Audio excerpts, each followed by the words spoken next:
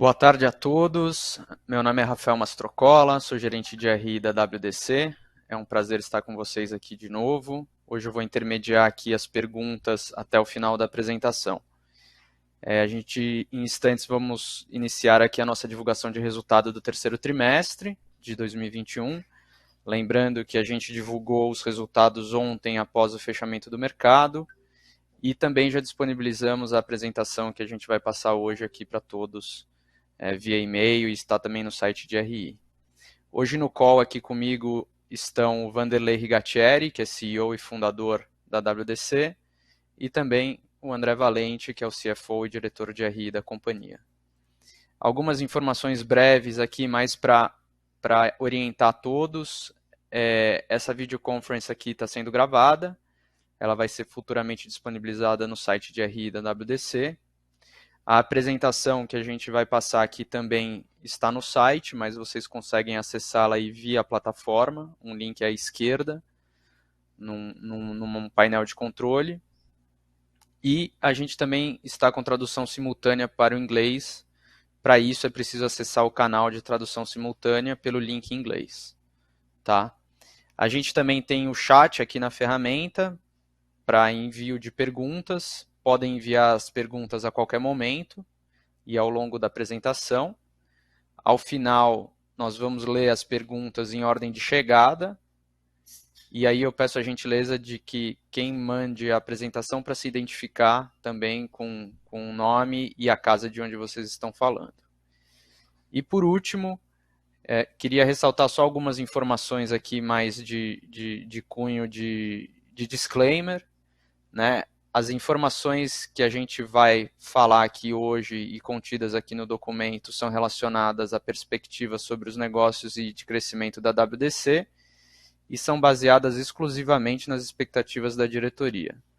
Essas expectativas dependem substancialmente das condições de mercado e de desempenho da economia brasileira e do setor e dos mercados internacionais. Portanto, estão sujeitas a mudanças sem aviso prévio. Desde já eu agradeço a presença de todos. De novo, é um prazer estar aqui com vocês. E agora eu gostaria de passar a palavra para o Vanderlei, que vai iniciar a apresentação.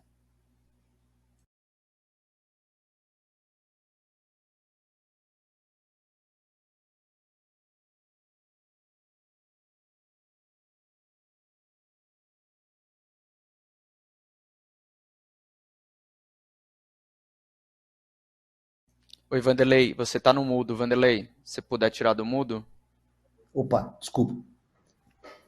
começa de novo, por favor. Essa talvez seja a frase mais ouvida em todas as videoconferências, né? Mas tudo bem. Obrigado, Rafael. Pessoal, boa tarde. É sempre um prazer estar falando com vocês aí nessas reuniões de resultados. É uma oportunidade legal da gente contar um pouco mais sobre a WDC. Enfim, só para começar a nossa apresentação, eu sempre gosto de ter um slide com os principais highlights do que aconteceu nesse período, tá? E basicamente tem duas coisas que me deixaram muito satisfeitos e toda a companhia muito satisfeita. Primeiro, batemos mais uma vez o recorde de vendas totais e receita líquida. E principalmente tivemos uma recuperação das margens operacionais nesse trimestre, né? Então a gente passou dos 391 milhões e 800 de vendas totais, isso deu 35,7% superior ao mesmo período do ano passado.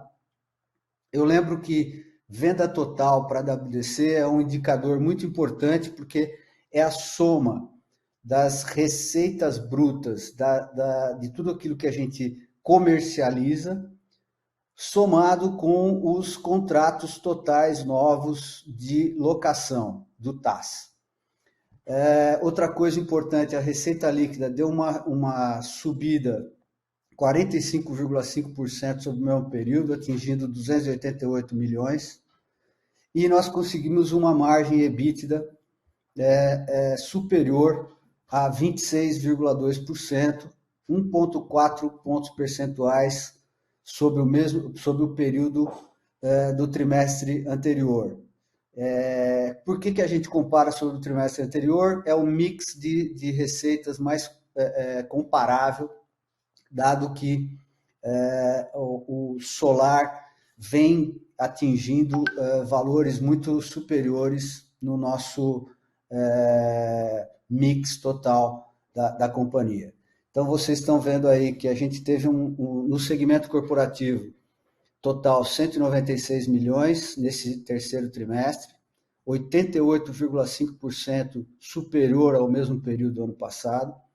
A BU Solar já está com 96 milhões nesse trimestre, 346% acima do mesmo período do ano passado. Realmente a gente está atingindo volumes estratosféricos de solar, galgando market share nesse segmento. E a BU Enterprise, que junto com o solar formam nosso segmento corporativo, atingiu mais de 100 milhões também nesse período. Com isso, a gente teve um acréscimo de 21,2% sobre esse mesmo período do ano passado. A recuperação das margens operacionais estão mostradas nesses dois indicadores aqui. Nossa margem de lucro bruto consolidada ficou em 27,6%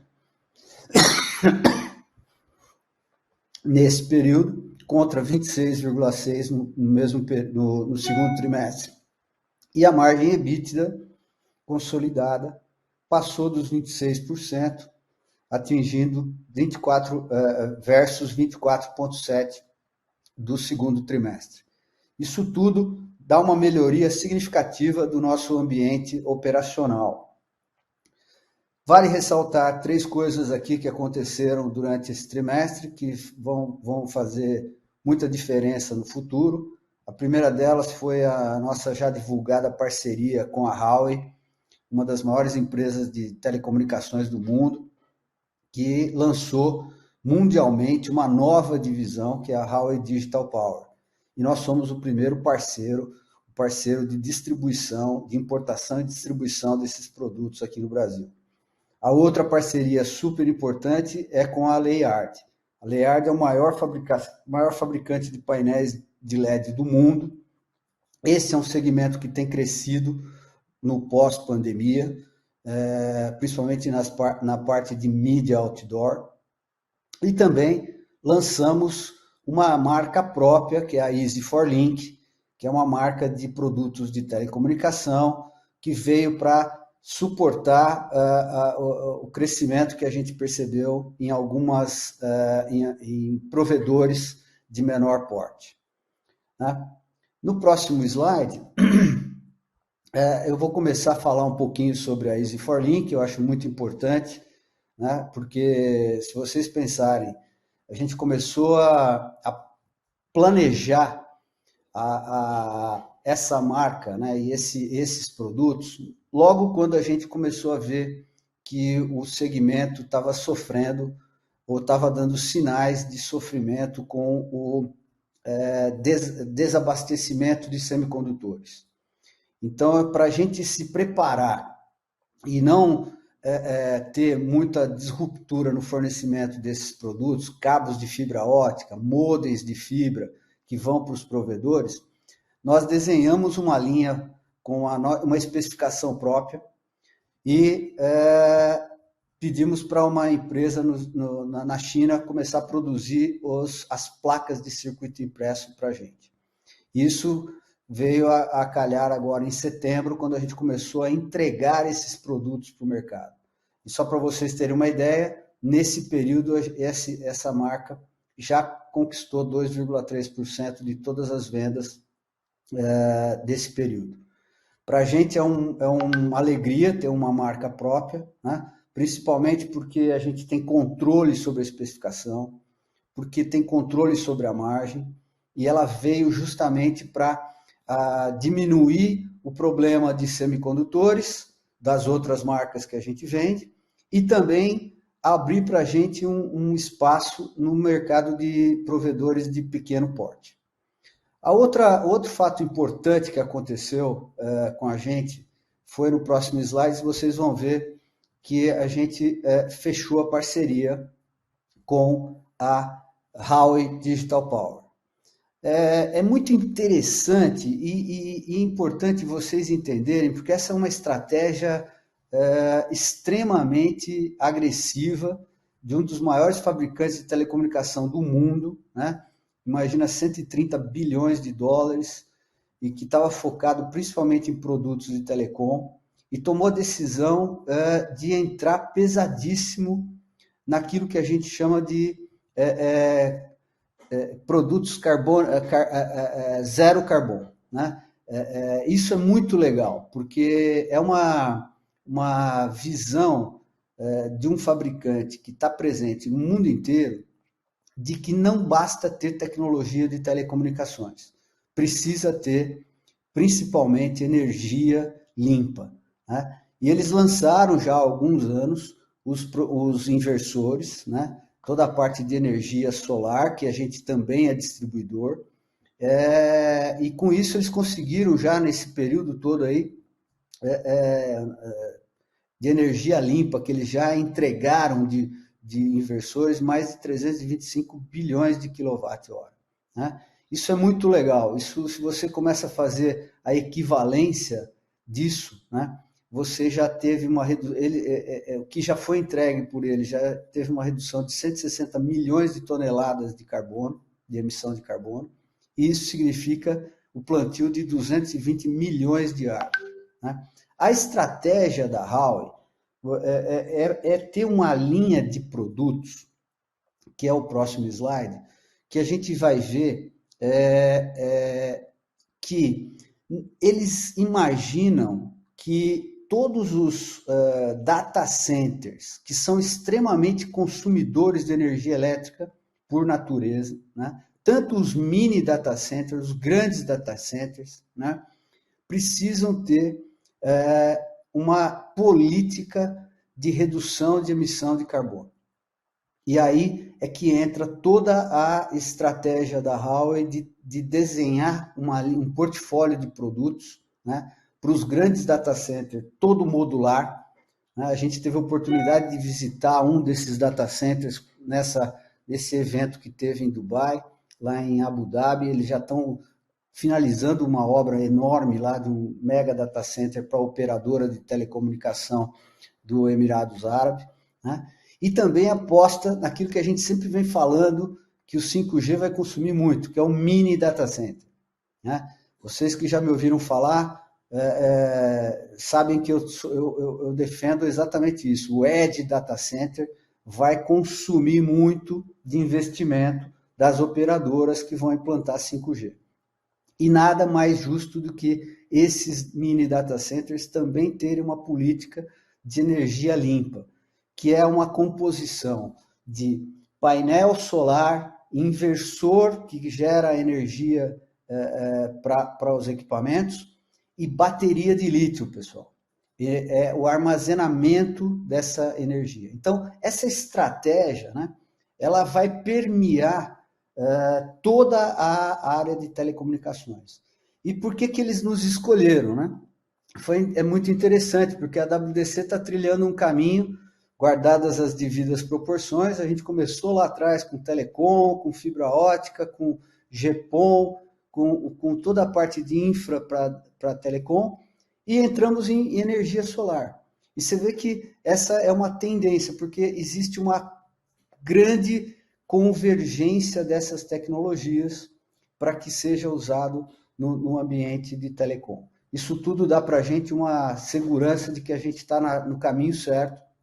E, segundo a Huawei, uma das coisas que diferenciam muito a WDC de qualquer outro player do mercado nacional é exatamente o TAS, né? Que é uma necessidade que eles sentiram das operadoras e dos provedores de comprar infraestrutura como serviço. Então, isso é muito bacana, isso vem ao encontro da nossa estratégia que a gente traçou lá atrás. A outra coisa significativa, mas no mercado de Pro AV, de áudio e vídeo profissional, foi a nossa parceria recém-anunciada com a Layard, né? A Layard, nesse próximo slide, vocês vão ver, é o maior fabricante mundial de painel de LED. eles têm uma fábrica aqui no Brasil, eles vão usar a fábrica apenas para fazer suporte técnico aos clientes e transferiram toda a importação de módulo e a fabricação desses produtos para a WDC.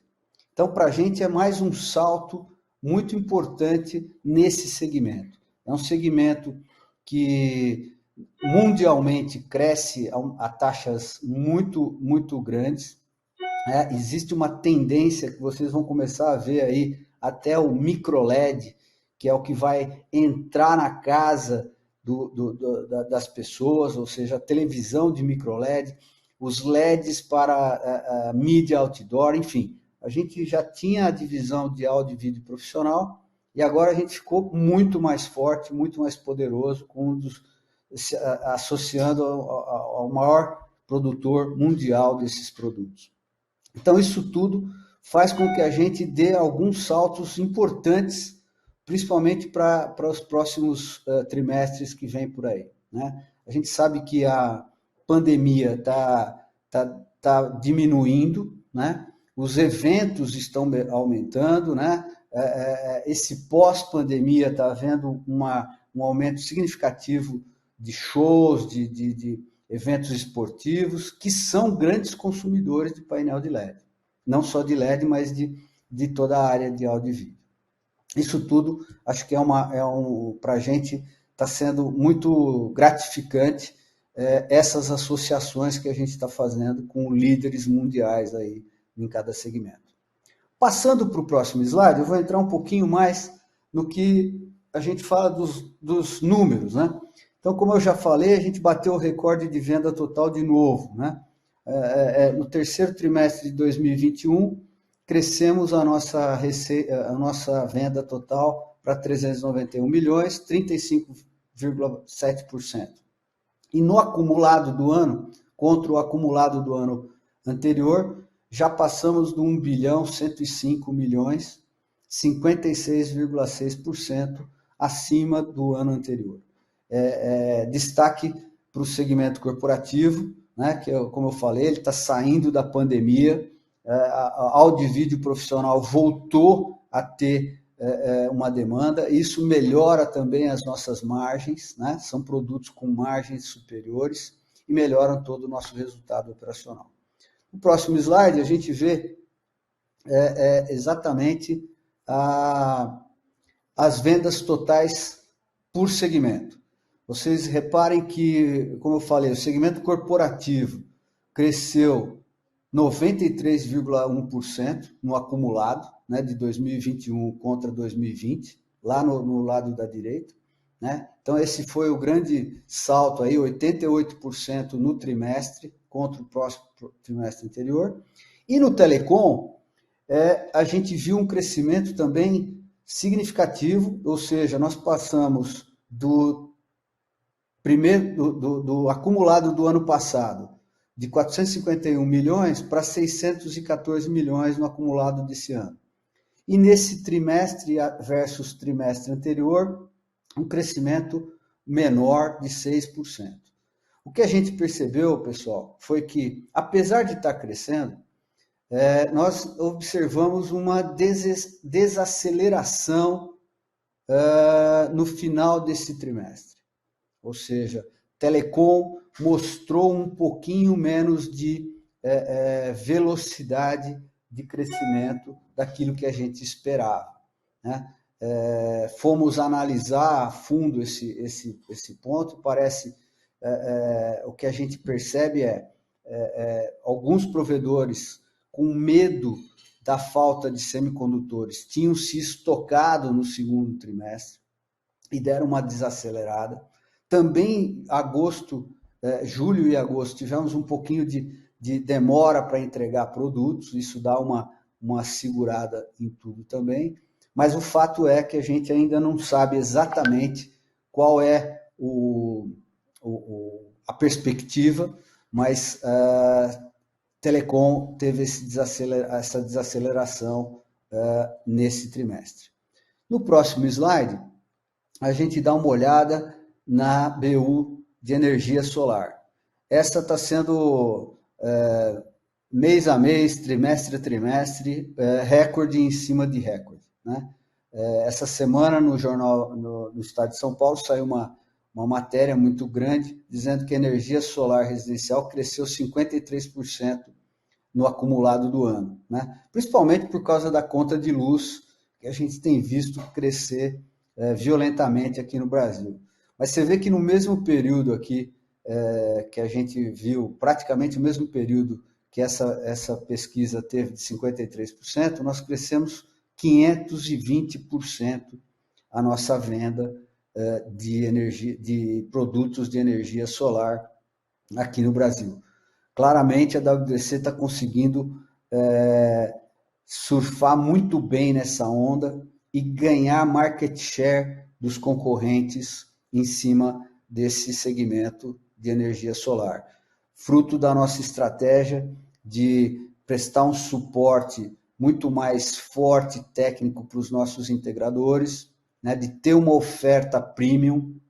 A WDC tomou a decisão de não trabalhar com painéis de segunda linha, fomos direto ao topo, os dois maiores fabricantes de painel de solar do mundo, que é a Jinko e a Longi, são os nossos fornecedores, assim como a parte de inversores que a gente tem hoje, a Huawei e a Solis, são dois líderes mundiais nesse segmento. Então, isso tudo faz com que a gente se destaque pela essa qualidade do produto que a gente está entregando, né?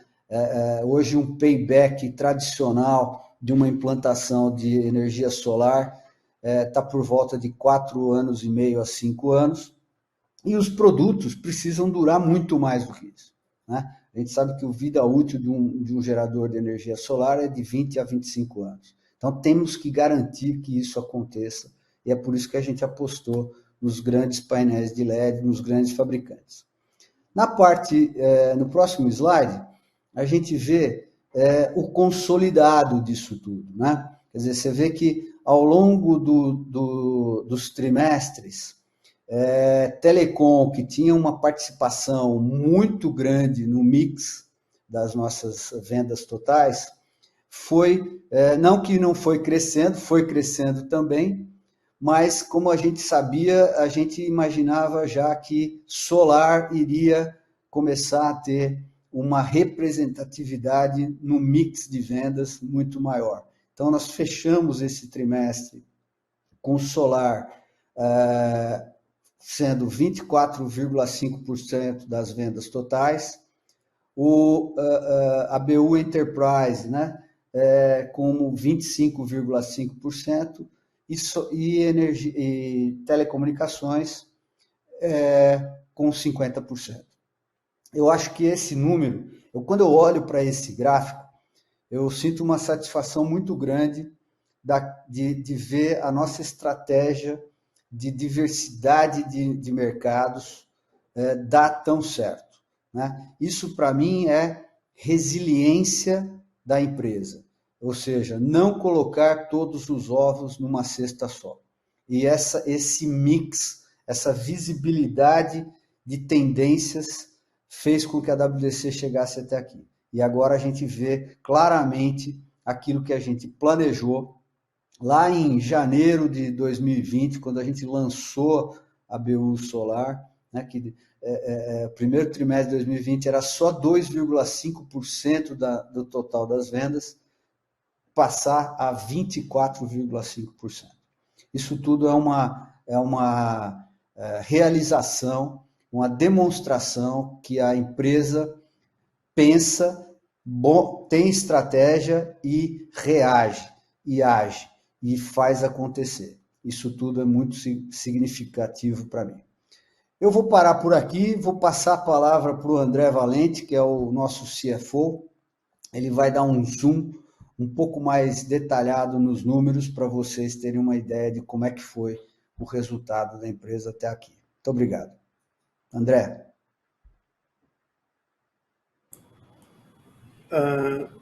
Boa tarde, pessoal. No próximo slide, nós apresentamos aqui algumas informações a respeito do desempenho da nossa modalidade de TaaS, que é o Technology as a Service, onde neste trimestre iniciamos aí 409 novos contratos de locação, e que apesar da redução aí de 4,2% versus o mesmo período do ano anterior, nós mostramos aqui a força da companhia nesta modalidade. O destaque positivo fica por conta do novo recorde do ticket médio, o qual alcançamos aí R$305 mil por contrato na média, crescendo 11% na mesma comparação versus o terceiro trimestre de 2020. No gráfico à direita, nós demonstramos aqui o total de vendas TaaS, crescendo de 117 milhões para 124,9, alcançando aí também uma maturidade muito importante para a companhia nessa modalidade de Tech as a Service. No próximo slide,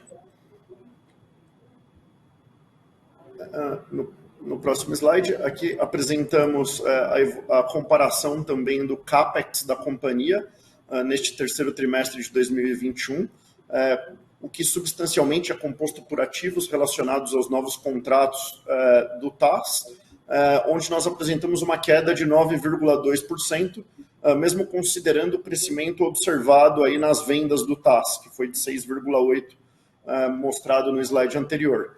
E aqui a gente reforça a melhor lucratividade desses nossos contratos no trimestre, ou seja, crescemos o valor de vendas com um dispêndio aí de CAPEX inferior ao que a gente vinha fazendo no passado.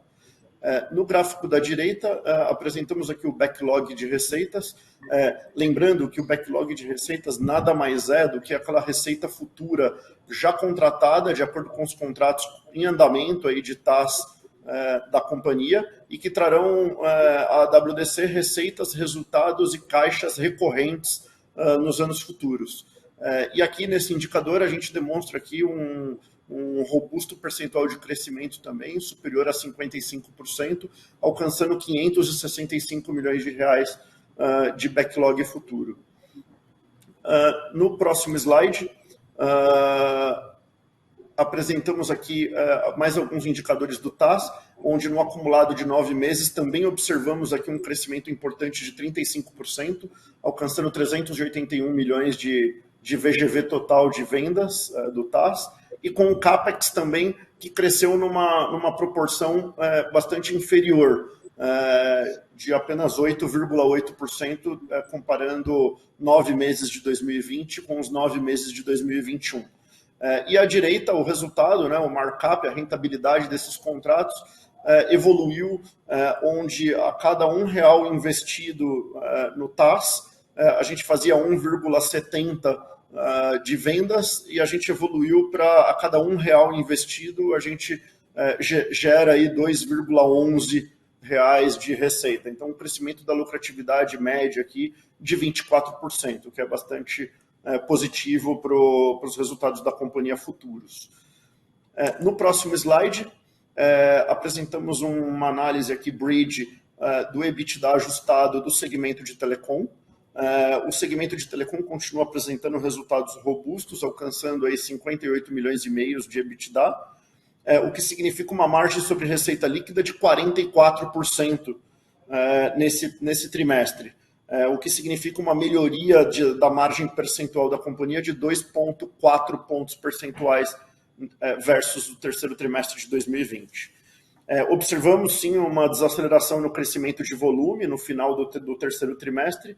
Entretanto, nós mantivemos aí nossa boa performance de margens, até mesmo compensando os efeitos negativos, que aquele efeito que a gente já apresentou para vocês em outras ocasiões, que o alongamento dos prazos dos contratos de trás traz aqui no P&L do segmento de telecom. No slide seguinte, apresentamos o mesmo bridge para o segmento corporativo, onde alcançamos aqui o recorde histórico de EBITDA nominal nessa divisão, onde alcançamos 17 milhões de reais, com um destaque para a BU Solar, entregando até mais do que a agressiva curva de crescimento planejada. Como mostrado lá anteriormente pelo Vanderlei, alcançamos nesse trimestre 96 milhões de vendas no solar, o que aponta para um patamar anualizado aí de praticamente 400 milhões de reais ano nesse novo segmento de solar que iniciamos. A BU Enterprise, que também está englobada aqui dentro do segmento corporativo, também demonstrou uma retomada muito importante aí pós-pandemia, com um retorno aí de eventos e de vários investimentos aí relacionados à aglomeração de pessoas, trazendo aí uma melhoria do segmento de áudio e vídeo profissional. No próximo slide, apresentamos aqui algumas comparações entre as principais linhas de resultados da companhia.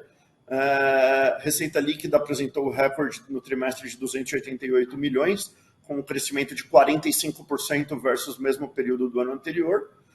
O EBITDA ajustado também alcançou o patamar recorde de 75 milhões e meio no trimestre, entregando uma margem aí percentual sobre receita líquida de 26,2%. E o lucro líquido ajustado alcançou 15,9 milhões versus 25,4 milhões do mesmo trimestre do ano anterior, bastante impactado aqui por efeitos financeiros e sazonais do trimestre, os quais detalhamos aí no slide a seguir. Nesse próximo slide, o intuito é a gente apresentar um pouco do qualitativo dessa variação do lucro líquido. A intenção desse gráfico bridge aí, apresentado à direita, é demonstrar aí a variação cambial de ativos e passivos em moeda estrangeira, que gerou uma perda de 5 milhões no terceiro trimestre de 2021 versus um ganho de 7,4 milhões no terceiro trimestre de 2020. Ou seja, um delta ocasionado por variação cambial de 12,4 milhões. Adicionalmente, também impactou o efeito negativo do ajuste a valor presente, aplicado no nosso contas a receber, relacionado aos incrementos da taxa Selic que vem ocorrendo neste trimestre e não aconteceram no mesmo período do ano anterior. Isso trouxe um impacto negativo no P&L da companhia de 1,7 milhão. Lembrando que esse ajuste não possui efeito caixa, é um ajuste meramente contábil. Excluindo esses dois efeitos, que é o que a gente demonstra ali nas colunas em roxo à direita, nós temos uma evolução de lucro líquido apontando um crescimento de 18,7 milhões no terceiro trimestre de 2020 para 23,4 milhões no terceiro trimestre de 2021, significando um crescimento do lucro líquido de 24,9% comparando trimestre contra trimestre. No próximo slide, apresentamos a evolução do nosso fluxo de caixa. No primeiro bridge, mostrando aí a variação de saldo entre o fechamento do ano anterior, do quarto trimestre de 2020, para o terceiro trimestre de 2021, na última coluna à direita, e no bridge logo abaixo, uma variação do trimestre, que eu gostaria de focar principalmente nesse bridge, que é a última informação que a gente divulgou aí ao mercado, onde a gente terminou o segundo trimestre com 36,6 milhões aí de caixa. A nossa atividade operacional gerou um fluxo de caixa de 38,4 milhões. Captamos novas dívidas que foram prévias à oferta de capital aí ocorrida no final de julho, de 30 milhões. Amortizamos dívidas de 36,2 milhões. Tivemos um CAPEX de 56,8 milhões para colocar em curso os novos contratos de TAS que iniciamos, aqueles 409 contratos que iniciamos neste trimestre. Recebemos os 430 milhões líquidos da oferta de ações, ocorrida no final de julho, e outros fatores representaram aí um dispêndio de 5,4 milhões, onde fechamos um terceiro trimestre com 436,9 milhões de reais em caixa. No próximo slide, apresentamos a dívida líquida da companhia, que fechou em 222 milhões de reais, e demonstramos no gráfico logo abaixo o cronograma de amortização dessas. O comportamento aí dessa dívida, ela tem um comportamento de amortização futura de 29 meses, é o duration, e um custo aí aproximado médio de CDI mais 3,52. Uma conta muito interessante que fazemos aqui é a cobertura da dívida líquida versus o backlog de receitas do TAS. que é um caixa praticamente garantido para o futuro, considerando o baixo nível de churn e inadimplência dos contratos de TAS, onde a gente tem aqui uma cobertura de mais de 2,5 vezes o nosso endividamento líquido com o que a gente tem de backlog. Gostaria de retornar aí para o Vanderlei, apresentar um pouco o próximo slide sobre o longo prazo, o que está por vir. Vanderlei? Oi, estou aqui. Obrigado, André. Tá no mudo também, Vanderlei. Vamos lá. Estou no mudo? Não estou, não. Vocês estão me ouvindo? Estão me ouvindo? Não estamos ouvindo. Eu não estou no mudo. Agora sim, voltou. Agora te escutamos, Vanderlei. Pô, essa é a frase que eu mais escuto em todas as videoconferências. Puxa vida. Bom, pessoal, eu acho que é assim, temos algumas coisas importantes aí para mostrar para vocês que está aí, que a gente percebeu que vem por aí, vem pela frente.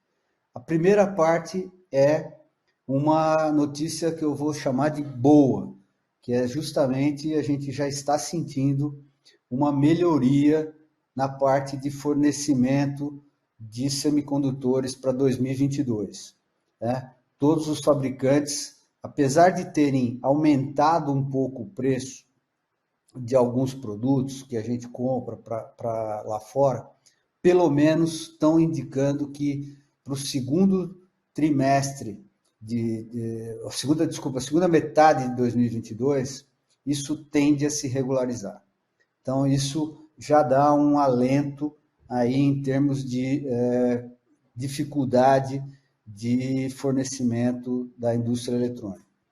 A outra coisa que a gente já começou a perceber e já estamos sentindo nessas cotações desse mês é uma tendência de melhoria do preço dos fretes internacionais. Como vocês sabem, nos últimos meses, depois da pandemia, um frete internacional, um container da China para o Brasil, que custava em média $2.000, passou a ser cobrado a $16.000 por container. Isso deu um acréscimo tremendo no custo dos produtos internalizados. Essa tendência, a gente já está sentindo uma sinalização de redução por parte dos armadores do custo desse frete. A outra coisa é que nós já estamos com um pipeline bem evoluído para fazer M&As. Como vocês se lembram, na nossa tese de investimento e no nosso IPO, nós tínhamos em vista alguns M&As estratégicos e que nós estamos agora muito mais avançados. Ou seja, nós temos um pipeline tanto na área de telecom, na área de cibersegurança e na área de energia solar também. Então, nós estamos trabalhando em todas as frentes que a gente julga importante aumentar a nossa capacidade de expertise e que traga gente, que traga produto e que faça a gente evoluir nessa direção. Outra coisa que nós estamos muito focados a partir desse quarto trimestre é melhorar a nossa eficiência operacional. A WDC tem como objetivo ser uma empresa de super eficiente operacionalmente, ou seja, para a gente conseguir manter crescimento com lucratividade, com rentabilidade, precisamos melhorar sempre os nossos resultados operacionais. E nós fizemos um comunicado ao mercado recentemente, nós trouxemos para a equipe um diretor de operações, Marcelo Rezende, que é uma pessoa extremamente capacitada na indústria de telecom e de informática, que já foi CEO de empresa e que veio nos ajudar a melhorar ainda mais nossos processos e nossa organização interna com o objetivo de melhorar a WDC como um todo. Afinal de contas, o nosso crescimento super acelerado, a infraestrutura interna precisa ir acompanhando, precisa ir se modernizando. E nós nós entramos com um pleito há alguns meses atrás e fomos informados, né, recentemente, que o governo do estado da Bahia nos deu mais uma autorização para a abertura da fábrica, com todos os incentivos fiscais que a gente já tinha na primeira fábrica lá na Bahia. Com isso, nós pretendemos aumentar a nossa capacidade fabril assim que for possível, né? Isso vai ser na Grande Salvador, uma região muito bem capacitada em termos de logística, em termos de recursos humanos, né? Com uma provável redução de alguns custos em todas as áreas. Então, isso ainda não temos uma data definida, mas já está em curso esse processo. Essa é uma boa notícia aí que a gente tem do que está por vir. Acho que era isso que a gente tem para falar, que era o que a gente preparou para vocês. E agora eu abro para as perguntas e respostas aí de todos. Por favor. Rafael, você nos ajuda? Vamos lá. Bom, a primeira pergunta aqui, Vanderlei, vou passar para você, vem do Christian Faria, do Itaú BBA. Ele, na verdade, ele colocou duas perguntas, eu vou fazer por etapas aqui. Ele fala, em relação ao desempenho de vendas de telecom, né, foi destacado uma diminuição da demanda e dificuldade de obtenção de materiais. Assim, ele gostaria de entender um pouquinho melhor esses dois fatores e se isso é um efeito mais transitório ou se é um efeito que deve permanecer aí pelos próximos trimestres, né? Legal. Você falou que tinha duas perguntas, mas eu vou responder devagarzinho aí, tá? Aí depois eu coloco a outra.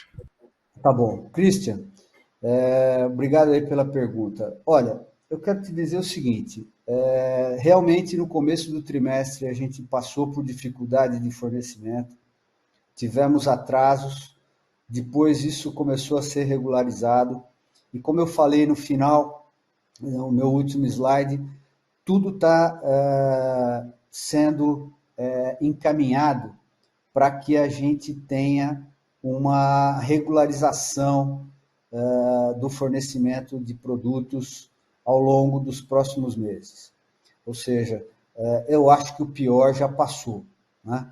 Essa é a nossa visão. A gente comprou muita coisa, já foi embarcado isso.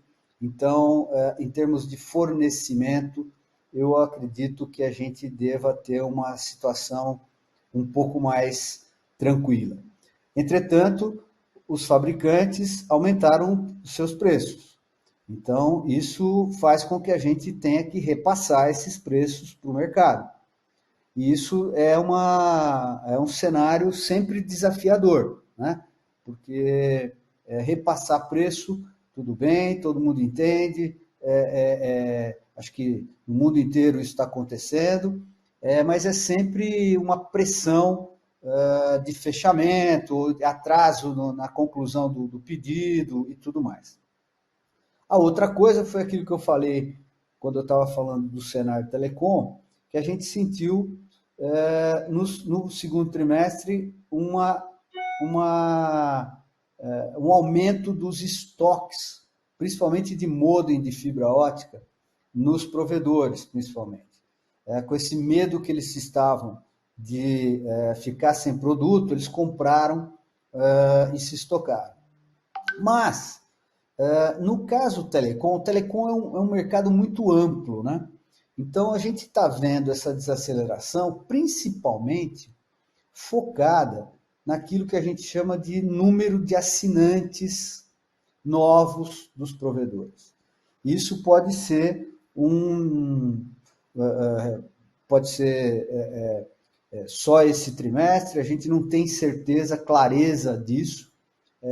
O que a gente percebeu é que algumas das operadoras grandes, Oi, Claro, Vivo, ficaram também muito agressivas nos últimos meses e devem estar fazendo uma competição bem mais forte nos provedores em termos de número de assinantes. Esse cenário não é claro ainda, mas eu acho que vamos ter aí um quarto trimestre para nos dar mais clareza sobre o que isso está acontecendo, né? A gente tem percebido que os provedores que estão crescendo bastante seus números de assinantes estão fazendo isso em cima de M&As, né? Então, a gente ainda não sabe direito qual é essa tendência por real, tá? Não tenho muito mais para falar sobre isso, que a gente está monitorando o mercado. O que a gente está fazendo é se preparando para isso. Então, essa linha que a gente lançou da Easy for Link é uma arma estratégica para esse ambiente, porque ela é mais barata, né? Ela tem uma penetração maior nos pequenos provedores, é um mercado que a gente ainda não está muito forte, então isso tende a ser um bom recurso para a gente vencer esse período aí de desafio, tá? Qual que era a outra, Rafael? Obrigado, Vanderlei. A outra é mais relacionada à margem, talvez o André possa responder.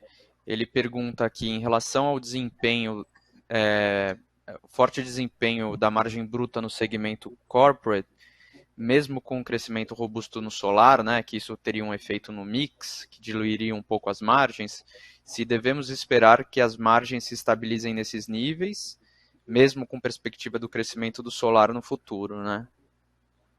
E aí, emendando também, ele complementa essa questão aqui, ele fala uma questão de como que o aumento de juros e o custo de funding impacta aí a estratégia de TAS da companhia. Então, se você puder comentar, André, acho que seria legal. Claro. Bom, a nossa BU Solar, ela segue entregando até além do que a gente tinha planejado. Essa é uma BU recente, a gente iniciou operações em janeiro de 2020, e a gente segue com altos percentuais de crescimento, e isso vem trazendo, né, a gente entregar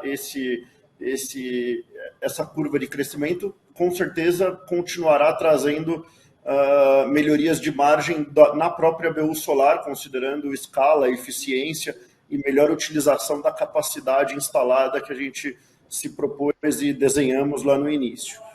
Junto com o corporativo, a gente tem também a boa nova aí da pandemia ter passado, e a gente tem uma divisão importante da companhia, que é o áudio e vídeo profissional, que é uma BU, né, que depende basicamente da aglomeração de pessoas. Temos muitos produtos relacionados a shows, a eventos de grande participação de pessoas, igrejas. E com o passar da pandemia, esses segmentos estão voltando e as empresas voltaram a consumir este segmento. E esse segmento traz também uma melhoria muito boa de margem, né? A gente trabalha com margens muito boas nesses segmentos.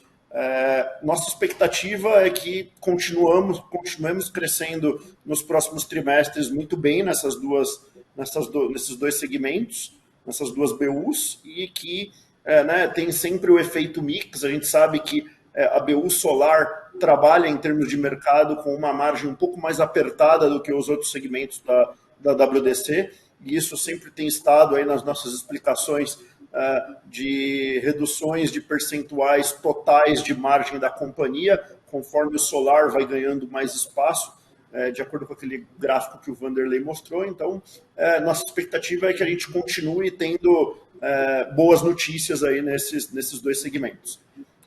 A outra pergunta que eu anotei, Rafael, só me corrige, sobre a questão de aumento do custo do dinheiro, né, os aumentos aí recentes da Selic, versus as precificações que a gente faz no TAS. A gente sempre ressalta que o nosso TAS ele não é um produto financeiro, né? O nosso TAS ele é um produto operacional, ele é uma prestação de serviço, ele é uma locação. A locação, normalmente ela passa por a gente fazer uma conta de qual que é o valor da parcela mensal que cada cliente terá em cada contrato. Normalmente a gente trabalha com um percentual de retorno, né? A TIR dos contratos de locação são TIRs muito superiores à taxa de juros, muito por conta de todos os benefícios que existem nessa modalidade da WDC, nessa modalidade do TAS, todos os benefícios que a gente já explorou, já mostrou para vocês aí do combo que envolve aí a solução do TAS, e a gente entende que as margens que a gente consegue ter e essa TIR que a gente consegue ter do TAS, que já é aí algo em torno de 3 vezes a taxa Selic, a gente entende que mesmo com a escalada que a gente vem observando esse ano, de uma Selic que saiu de 2 pontos percentuais ao ano para atualmente aí na casa do praticamente 7, e vai terminar o ano com uma projeção aí que a gente não sabe se vai ser 10 ou algo em torno disso, a gente entende que nesse patamar a TIR do nosso contrato de TAS continua ainda muito atrativa e a nossa estratégia é manter a precificação como a gente sempre fez.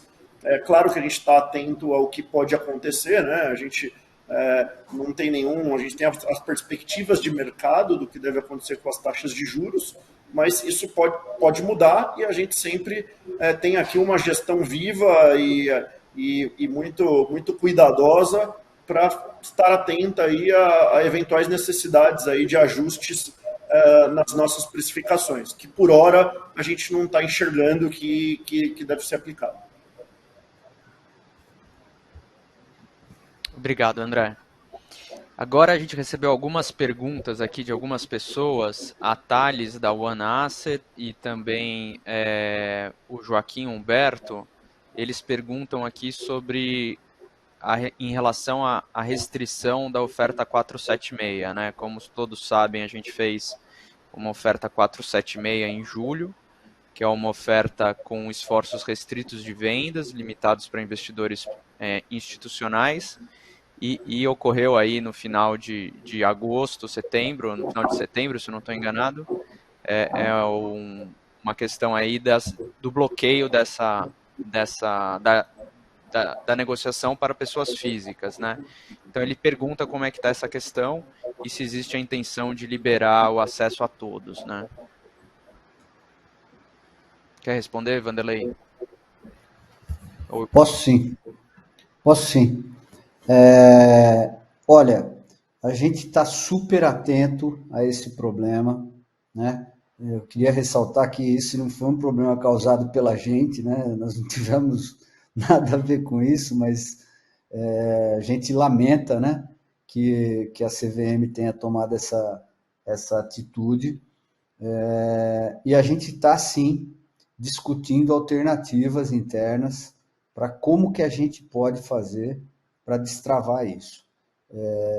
Ainda não temos uma solução, mas a gente está super atento, super engajado em tentar uma solução o mais breve possível para esse tipo de bloqueio que foi imposto para os investidores pessoa física, tá? Só que não é tão simples e a gente está aí trabalhando para tentar resolver. Assim que a gente tiver uma solução para isso, nós vamos comunicar ao mercado e vamos fazer tudo que tiver ao nosso alcance para resolver. Obrigado, Vanderlei. Outra pergunta aqui do Marcos Alves de Oliveira, ele pergunta como que a companhia pode se beneficiar da implantação do 5G. Ah, legal. Bom, eu acho que todo mundo acompanhou aí o leilão, que eu considero muito bem sucedido, do 5G aqui no Brasil, um leilão que não foi arrecadatório, né? Então o Ministério das Telecomunicações, o governo, entendeu que não era hora de arrecadar com outorga, e sim possibilitar que as vencedoras investissem na rede, né? E como eu sempre digo, o 5G ele é uma tecnologia de telecomunicações que vem trazer uma série de benefícios para todo o assinante, o usuário. Uma delas é o aumento da velocidade de banda que ele vai trazer. A outra é o aumento, a diminuição da latência na comunicação, do atraso. Tenho certeza que vocês já estão craques em saber o que é latência, né? Os jornais e a mídia falam bastante sobre isso. Muito pouco se fala de como resolver isso. E o que a gente sabe é que só tem uma maneira de resolver a latência nas comunicações. É ter o conteúdo perto do assinante. Conteúdo perto do assinante significa data center, servidores, storage, perto da rede do assinante. O que significa isso? Mini data centers. Então, a WDC já tem um expertise na construção de mini data centers, a gente já construiu vários, dezenas de mini data centers para os provedores de internet. E agora, com essa parceria com a Huawei, reparem bem, pessoal, talvez passou despercebido isso quando eu falei lá da nossa parceria da Huawei. Mas uma das coisas que a Huawei visualizou na hora de fazer essa nova divisão do Huawei Digital Power foi exatamente a necessidade crescente que vai haver de todas as operadoras de se transformar, de construir mini data centers. E mais do que isso, que esses mini data centers consumam menos energia elétrica, que eles sejam o mais carbono zero possível na implantação. Então, nós imaginamos que nós vamos nos beneficiar dessa implantação de várias maneiras. A primeira delas é justamente sendo o parceiro da Huawei para entregar mini data centers no modelo TaaS para as operadoras que quiserem.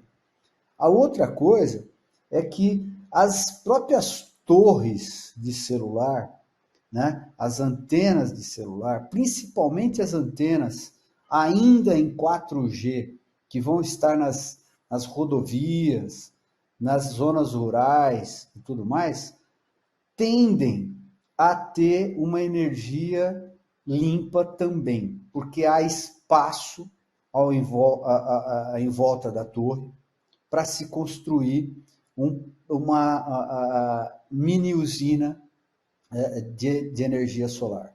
Então, essa é uma das apostas que a gente faz junto com a Huawei, e graças a Deus eu não estou sozinho nisso, eu estou com um dos maiores fornecedores de tecnologia 5G do mundo, né? Para a gente poder fornecer esse tipo de infraestrutura dentro do 5G. Então, nós não vamos participar diretamente da venda da antena do 5G, isso aí vai estar na mão dos fabricantes, né, que são os três, Huawei, Nokia e Ericsson, principalmente, né? Mas a gente tem aí todo um entorno da infraestrutura para o 5G que a gente tem solução e está associado agora a um parceiro de grande peso. É isso que é a nossa visão aí do como a gente se beneficia dessa onda de 5G que vem pela frente. Boa, só complementando nesse tema, tem uma outra pergunta também, Wanderley, perguntando se a parceria vai possibilitar, a parceria com a Huawei Digital Power vai possibilitar a gente atender as grandes empresas de telecom também. Então, se você puder fazer esse comentário aí, adicionando claro ao seu. Olha, a Huawei tem uma política dela ter contas que ela atende diretamente, né? Então, é bem provável que a primeira opção da Huawei nessas big contas que eu chamo as big operadoras, por exemplo, os big data centers, não, a gente vai atender, né? Que são enormes consumidores de energia elétrica, precisam dessa tecnologia, né? Contas grandes como Ascent, Tivit, enfim, todos esses mega data centers. Agora, no caso de operadoras, a gente está vendo que a WDC é o parceiro ideal para ofertas de OPEX, ou seja, quando o cliente, seja ele uma grande operadora que é atendido diretamente pela Huawei, a gente tem a nossa oferta em OPEX e eles apostam muito nessa parceria conjunta. Onde for só venda, provavelmente a gente está fora, não tem espaço para a gente entrar em conjunto com ele. Obrigado, Vanderlei. Agora a próxima pergunta vem da Karina Martins, do Citi. Ela pergunta se a gente pode comentar um pouquinho mais das tendências atuais de cada segmento aqui agora no quarto trimestre, né? E principalmente telecom. Eu acredito que a gente já comentou de telecom, então se você puder comentar do Solar e da BU Enterprise também, para complementar essa pergunta, né? E em quanto tempo também, uma outra pergunta dela é relacionada ao TAS, ela pergunta em quanto tempo que a gente espera finalizar o aumento dos durations do contrato, né? O prazo médio dos contratos de TAS. Boa, excelente. Karina, né, que você falou, que é o nome dela? Karina. Isso, é a Karina. Ô, Karina, boas perguntas. Olha, como eu falei para você, a gente já falou um pouquinho da perspectiva de telecom. Veja que a gente está falando, lembro sempre o seguinte, a desaceleração que a gente está vendo é uma parte do telecom, né? Toda essa parte de mini data center, de DWDM e todo o resto da infraestrutura para eles continua igual. Talvez o número de assinantes é que tenha uma redução ao longo dos próximos meses. No caso do Enterprise, a gente tem que lembrar o seguinte, o cenário pós-pandemia tem mostrado para a gente que alguns segmentos estão voltando com força total.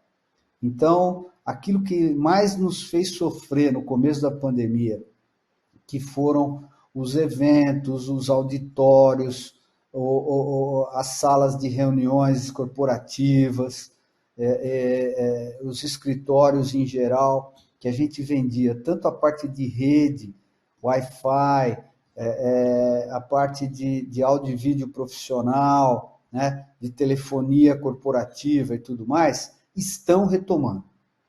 Né? Então, a perspectiva é boa. Né? O André até comentou sobre isso. As margens são mais saudáveis nesse segmento e a gente está vendo que o quarto trimestre não está mostrando nenhum tipo de problema de demanda. No solar, nem se fala. Né? Como todos sabem, a gente está num crescimento exponencial do solar. Né?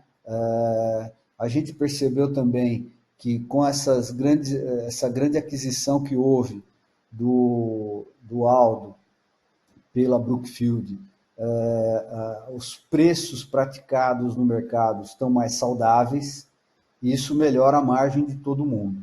Né? Então, nós estamos bem estocados de equipamentos de solar.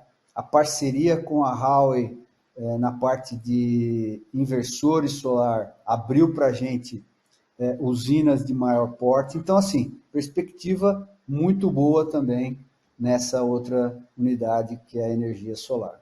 E entram as baterias de lítio, né?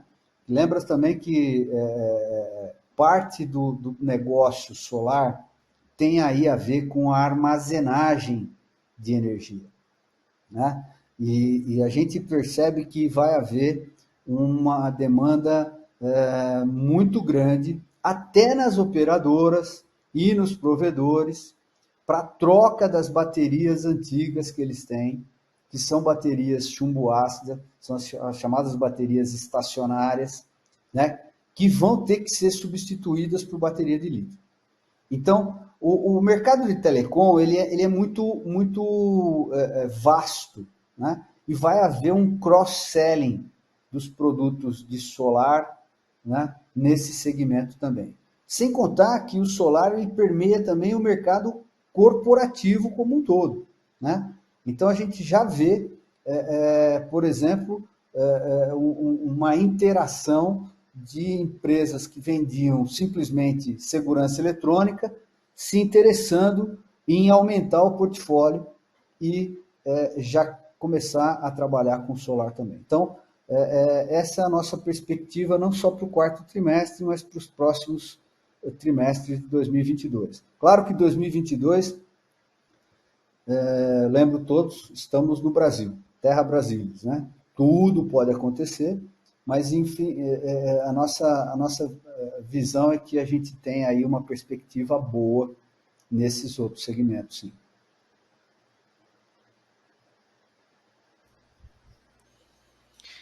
Obrigado, Vanderlei. Uma outra pergunta aqui do Floriano Siqueira, ele pergunta se nas aquisições que você mencionou no último slide, nós vamos usar o caixa da companhia ou a gente vai financiar essas aquisições de alguma forma, né? André, responde essa aí. Você que é o dono do caixa. Então responde para ele aí como é que nós vamos fazer isso. Floriano, vamos lá. A gente ainda tá, como o Vanderlei apresentou, a gente ainda está avaliando e fazendo aí os passos aí de governança, avaliando esse pipeline aí de M&A. Tão logo a gente tem aí uma visibilidade, né, a gente está conversando com diferentes tamanhos de empresas em diferentes segmentos, conforme o Vanderlei apresentou, e a gente está olhando sempre o melhor desenho de como otimizar uma eventual transação. Então, pode ser como caixa, pode ser, a gente pode tomar uma decisão também, dado o baixo nível de alavancagem da companhia, se a gente entender que isso vai agregar mais valor aí aos acionistas e a companhia, a gente também tem essa flexibilidade. Vi também que você perguntou de, puxa, quando a gente deve voltar ao mercado, a gente não tem nenhum planejamento sobre isso nesse momento. A gente está muito focado aqui em entregar o nosso plano de negócios, em se voltar para dentro e as oportunidades aqui que a gente tem que fazer no desenvolvimento do nosso negócio e avaliando aí as melhores oportunidades de aquisições. Então, acho que é basicamente essa linha. A gente tem flexibilidade para fazer qualquer uma das alternativas aí que você apontou, Floriano. Boa, obrigado, André. Aí eu acho que a última pergunta que a gente tem aqui ele fala, é o Rogério Silva, ele pergunta se a telha de concreto capaz de transformar a luz solar em energia elétrica, aquelas fabricadas pela Eternit, são de alguma forma concorrente dos módulos que a gente vende na WDC Solar. Queria entender um pouquinho isso. Vanderlei, se você puder comentar. Claro. Olha, tem um monte de concorrente, né? Claro que é concorrente em potencial. O que a gente percebe é que esse é um produto que, por enquanto, tem uma performance de rendimento ainda baixa. Então, hoje as placas solares, né, que a gente tem vendido são de altíssimo rendimento. O que é altíssimo rendimento? Pela concentração do polissilício que foi feito nas placas, ela com a mesma intensidade de luz gera uma potência muito maior. E isso é fantástico, porque você exige menos área, menos metro quadrado para gerar mais energia. Então, o que a gente tem que fazer, na realidade, é uma busca incessante por aumento dessa produtividade, vamos dizer assim, das placas solares. Tanto que você, não sei se você sabe, que existe placas que são dupla face, ou seja, você gera energia direta com a insolação direta e aí você pinta o solo para refletir a energia e a parte de baixo da placa também gera energia. Por que isso? Porque a busca incessante por eficiência energética. Menos metro quadrado gerando mais energia. Então, essas telhas, infelizmente, não tem, até onde a gente se sabe, por enquanto, esse rendimento tão alto assim. Então, a gente sabe que lá nos Estados Unidos já teve esse tipo de iniciativa também, né? Mas até agora a gente não vê uma eficiência energética ou um custo legal, entendeu? é por isso que eu falo assim, claro, sempre é um concorrente, mas hoje eu colocaria ele como um concorrente lá no fim da fila. Boa, Vanderlei. E por último aqui tem se você puder falar sobre o potencial da Easy4Link, o que a gente está vendo, explorar um pouquinho mais, veio uma pergunta agora sobre isso também. Claro, claro, claro. Como eu falei lá quando eu estava apresentando, né, quer dizer, a gente tem uma perspectiva muito boa dessa linha de Easy4Link, né? Porque hoje ela começou com produtos lá atrás, a gente já tinha essa ideia, produtos tipo conectores, kits de limpeza, coisas desse tipo, né? Que eram acessórios para a construção de uma rede. E agora a gente deu um salto importante, porque agora a gente passa a ser um componente estratégico, que é o modem de fibra, né? Tanto o modem de fibra com Wi-Fi e sem Wi-Fi, né? Os cabos de fibra ótica com a nossa marca, né? Então, vocês viram que já é 2,3% da nossa venda total. Isso deve aumentar ao longo dos próximos trimestres, né? E também o portfólio vai aumentar. Ou seja, nós temos já um pipeline de lançamentos de novos produtos nessa linha. Então, roteadores Wi-Fi 6, por exemplo, que é uma das tendências que a gente vai encontrar o ano que vem, né? Uma das coisas que a gente sempre falou durante o nosso IPO e tentou fazer esse education aí do mercado, é que em algum momento, telecom deixa de crescer pelo número de assinantes e cresce pela renovação da tecnologia. Então, o Easy4Link vem também ao encontro dessa nossa estratégia, de ser ter uma linha em que a gente vai desenhar, participar do desenho do produto, para que ele atenda às necessidades de preço, às necessidades de especificação técnica que o Brasil precisa. Então, essa é a perspectiva. Eu estou muito animado com essa linha. Nós temos aí uma área, uma gerência de produto específica sobre isso, né? Estamos fazendo homologação desse produto em vários provedores, né, que querem testar, que querem fazer um estresse em termos de características e tudo mais, e que é uma visão muito boa. Eu acho que para a WDC vai ser uma ponta de lança bem interessante. Tá ótimo, Vanderlei, obrigado. Olha, acho que sim. Pessoal, bom, com isso a gente encerra aqui então o nosso call de resultado do terceiro trimestre de 2021. Caso tenham alguma dúvida ainda, por favor, entre em contato com a gente da equipe de RI. Muito obrigado e boa tarde a todos.